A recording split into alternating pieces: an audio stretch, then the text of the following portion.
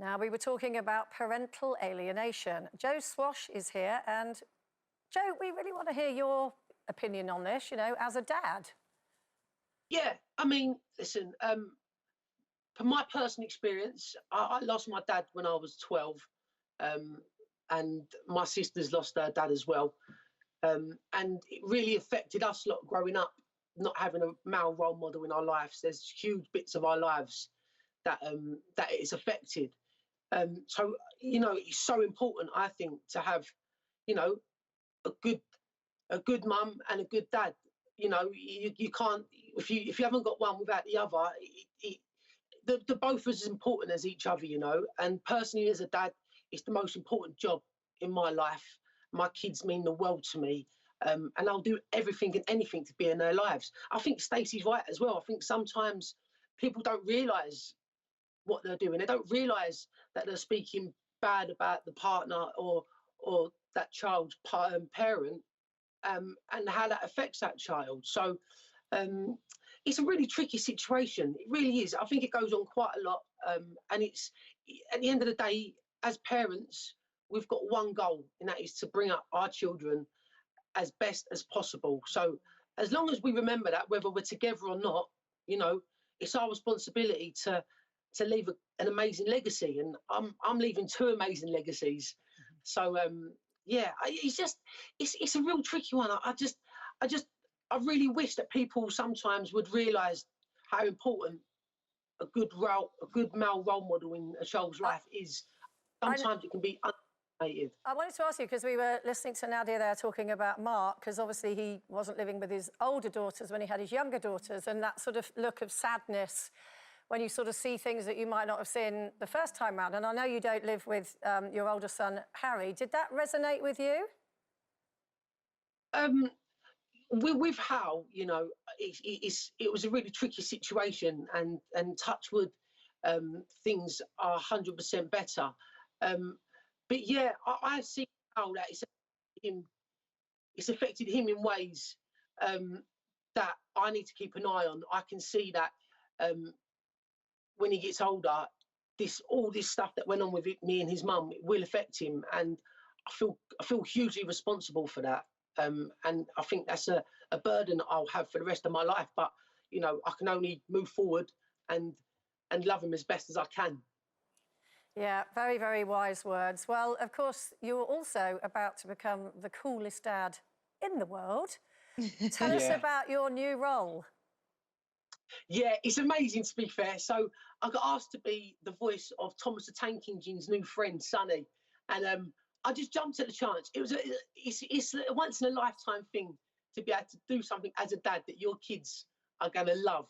And yeah, Thomas the Tank Engine is like an institution. You know, it's been generations. I played with it as a kid.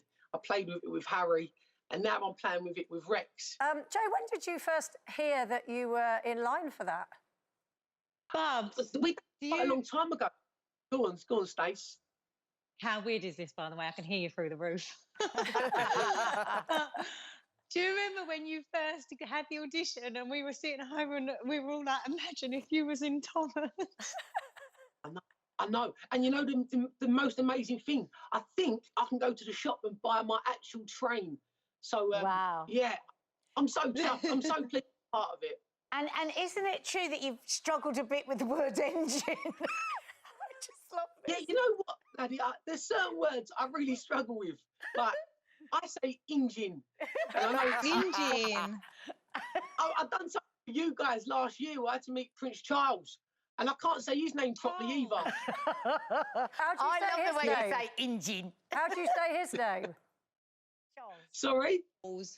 Charles. Charles. Charles. So did you, this Thomas the Tank thing, did you have to keep it a secret? Yeah. I done something for Network Rail regarding Thomas the Tank Engine, reading the book and stuff. But there was no link to it at all. And I wasn't allowed to say that I'm the new voice of Thomas the Tank Engine. So yeah, I've had to keep it under wraps. It's been really difficult, you know. He cannot keep a secret. He's like Nanny Linda, and them two together, the whole world will find out in seconds. Joe, I've got to ask you, what's it like living with the most organised woman in Britain? You know what? Sometimes my anxiety goes through the roof.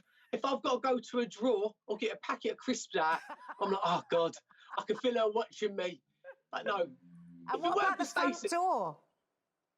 Oh, honestly, I go outside sometimes and there are people out there taking photographs with their kids. It's like an attraction where we live, and it keeps changing. Like, one day it'll all be summery, the next day I come back and there's pumpkins there. So, yeah, I never know. But to be fair, if it wasn't for Stacey, we would be living in a pigsty. So, yeah, she's blinding.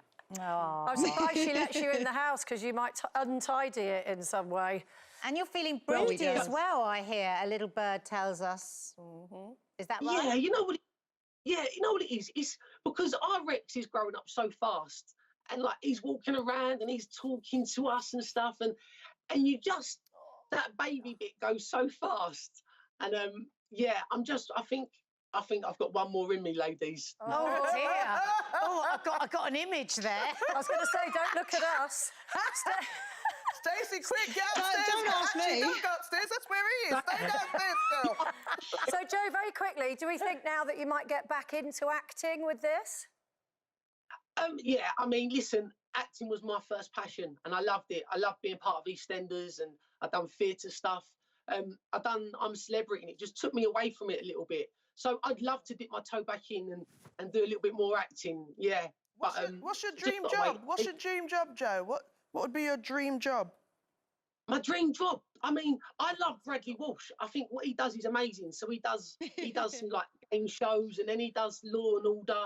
So he dips his toes in all the waters. So I'd like to do a bit of stuff that he does. I aspire to be like Bradley. Oh, fantastic. Well, for any casting agents watching at home, Joe Swash is available. And he's Just give me Bradley a with call. knobs and bells on. He's Bradley with knobs and bells on. OK, well, we're going to reunite you two now. You can come down from the spare room, Joe. It's literally like he's been sent to his bedroom for bad behaviour. It's hilarious.